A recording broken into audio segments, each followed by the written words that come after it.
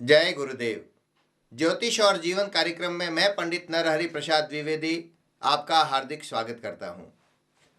आज हम चर्चा करेंगे ज्योतिष विषय के ज्ञान के आधार पर।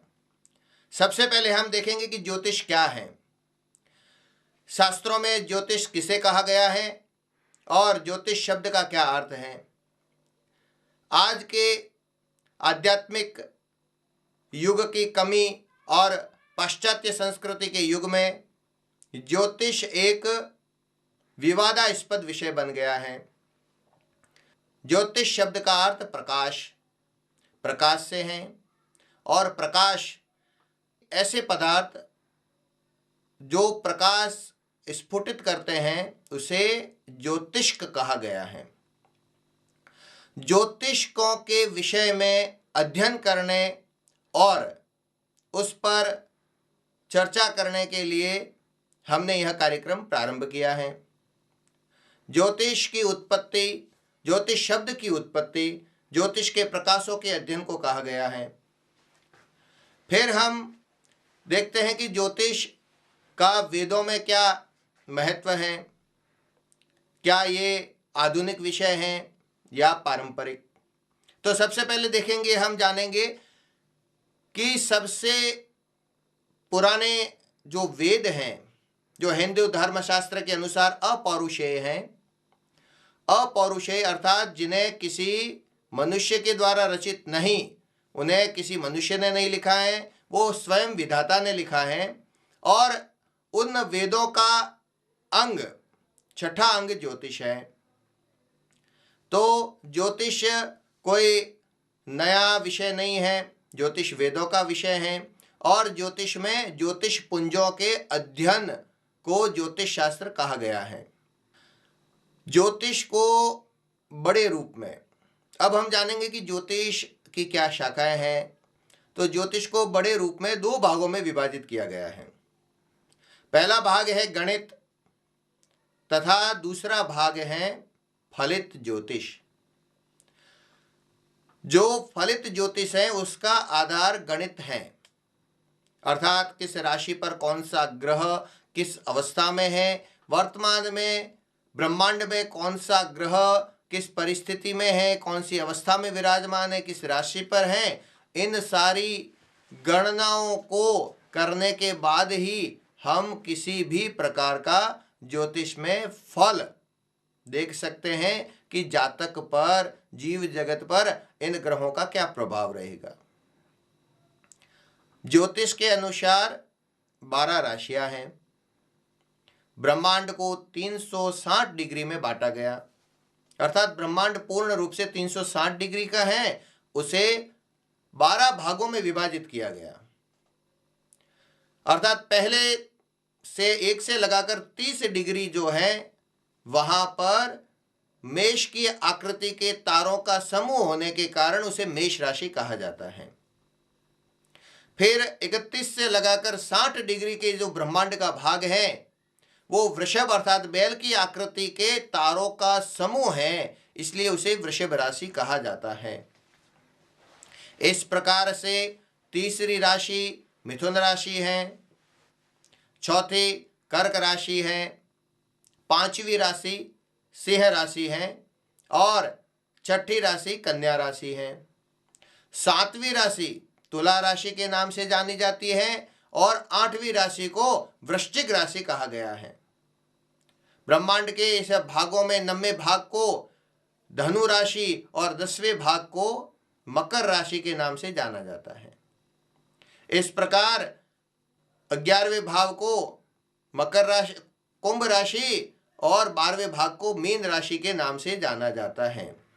इस प्रकार से ब्रह्मांड के 12 भाग किए गए और प्रत्येक तारों के समूह की आकृति के अनुसार उन्हें राशियों के नाम से जाना जाता है। आगे बढ़ते हैं। ज्योतिष में 9 ग्रह मुख्य रूप से माने गए हैं। पाश्चात्य ज्योतिष में 3 और अन्य ग्रहों को भी जोड़ा गया है, लेकिन वैदिक ज्योतिष के अंदर मुख्य रूप से 7 तो पिंड ग्रह हैं और 2 छाया ग्रह। सबसे पहले सूर्य दूसरा चंद्रमा, तीसरा मंगल, चौथे स्थान पर बुध को और पांचवें स्थान पर बृहस्पति को माना गया है। छठा ग्रह है वो शुक्र है और सातवां शनि। ये सात तो पिंड ग्रह है, अर्थात ये पिंड रूप में है, उनकी आकृति है। लेकिन दो छाया ग्रह हैं, राहु और केतु। राहु और केतु दोनों छाया ग्रह है, अर्थात वो किसी भी प्रकार से पिंड रूप में नहीं है। इस प्रकार से ज्योतिष के मुख्य 9 ग्रहों का अध्ययन ज्योतिष में किया जाता है। फिर हम बात करते हैं कि ज्योतिष का मनुष्य के जीवन पर प्रभाव क्यों पड़ता है। क्या कारण है कि आकाशीय पिंडों का प्रभाव मनुष्य के शरीर पर पड़ता है। मनुष्य का शरीर पंच तत्वों से बना हुआ है। ब्रह्मांड में स्थित 9 ग्रहों की रश्मियां जीव जगत को प्रभावित करती हैं। जिस प्रकार से हम जानते हैं कि लोहे के ऊपर भी जंग लग जाता है, बसंत ऋतु आती है तो नाना प्रकार के फूल पौधे प्रफुल्लित हो जाते हैं, मौसम के अनुसार हमें सब्जियों की भी प्राप्ति होती है। ये क्या है? ऐसा क्यों नहीं होता कि हर मौसम में हर सब्जी हमें प्राप्त हो? ऐसा क्यों नहीं होता कि हर वृक्ष हर मौसम में फल और फूल प्रदान करे? इसका कारण ब्रह्मांड में स्थित 9 ग्रहों की रश्मियां हैं और वो 9 ग्रहों की रश्मियां इस जीव जगत को प्रभावित करती हैं और इसके प्रभाव के अध्ययन को हम ज्योतिष कहते हैं। मनुष्य के शरीर जो कि पंच तत्वों से बना हुआ है, उस पर ज्योतिष का अर्थात 9 ग्रहों की किरणों का जो प्रभाव होता है उसे ही हम ज्योतिष कहते हैं। अब हम बात करते हैं ज्योतिष के ग्रहों का कुंडली पर प्रभाव। क्या प्रभाव रहता है, कैसे योग बनते हैं और किस प्रकार से कुंडलियों का विश्लेषण किया जाता है और उससे हम मनुष्यों को, इस जीव जगत को क्या लाभ है। ज्योतिष के अध्ययन में हम यह जानते हैं, हमें यह ज्ञान होता है, हमें यह ज्ञात होता है कि वर्तमान पिंड शरीर पर ज्योतिष की किरणों के प्रभाव के अध्ययन से हम यह जान सकते हैं कि आने वाला समय कैसा रहेगा। आगे बढ़ते हैं। अब हम बात करते हैं कुंडली में बनने वाले योगों के विषय में। वर्तमान समय में 29 जनवरी 2016 से बृहस्पति की सिंह राशि में राहु की युति हुई है और वो एक भयंकर चांडाल योग बना रहा है। अर्थात 29 जनवरी के बाद जन्म लेने वाले बालक की जन्म कुंडली में एक चांडाल योग बनेगा।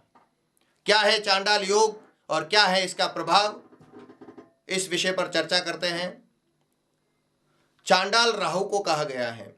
राहु की प्रवृत्ति इस प्रकार की है, वह एक बुरा व्यक्ति, मांस मदिरा का पान करने वाला, शराब को पीने वाला, जिस प्रकार से हम एक बुरे व्यक्ति की छवि अपने दिमाग में बिठाते हैं, वही राहु है। और बृहस्पति को देवताओं का गुरु माना गया है। देवताओं का गुरु, एक मनुष्य का गुरु, एक हम समझते हैं गुरु शब्द का तात्पर्य अंधकार से प्रकाश की ओर ले जाने वाला, और उसमें वो बृहस्पति ग्रह हैं, वो देवताओं के गुरु हैं, अर्थात देवताओं को भी ज्ञान देने वाले। और इस प्रकार का गुरु जब राहु से दूषित हो जाता है तो किस प्रकार का चांडाल योग बनता है। उस योग के प्रभाव से मनुष्य की बुद्धि भ्रमित होने लगती है, मनुष्य की सात्विक बुद्धि भ्रमित होने लगती है और सात्विकता नष्ट होने लगती है। उसके मन मस्तिष्क में बुरे विचार आने लगते हैं। वो इस प्रकार से विचार करने लगता है कि अच्छा कर्म करके मुझे क्या प्राप्त हुआ। मैंने बहुत सारे अच्छे कर्म किए, मैंने बहुत धर्म कर्म किए, लेकिन मुझे उससे कोई हासिल नहीं हो रहा है, मुझे उससे कोई लाभ नहीं हो रहा है। इस प्रकार के विचार इस गुरु चांडाल योग के कारण बनते हैं। अब हम देखते हैं कि ये कुंडली के अलग अलग भावों में किस प्रकार से प्रभावित होता है। बृहस्पति जो देवताओं का गुरु है, सबसे पहले हम जानेंगे कुंडलियां कितने प्रकार की होती हैं। प्रधान रूप से कुंडलियां दो प्रकार की होती हैं, देव लग्न की कुंडली और दैत्य लग्न की कुंडली। देव लग्न की कुंडली में कौन कौन किससे ग्रह हैं, इस विषय पर चर्चा करते हैं। फिर हम चलेंगे गुरु चांडाल योग जो अलग अलग भावों में घटित होता है उसका क्या फल होगा। हम देखते हैं कि ग्रहों को दो भागों में, सभी 9 ग्रहों को 2 भागों में विभाजित किया गया है। 9 ग्रहों को 2 भागों में विभाजित किया गया है, जिसमें देव लग्न और दैत्य लग्न। बहुत कथा लंबी है, इसकी पूरी कथा का विवरण और कभी बात करेंगे। समय की मर्यादा को देखते हुए आज इस विषय को यहीं पर विराम देते हैं। नमस्कार।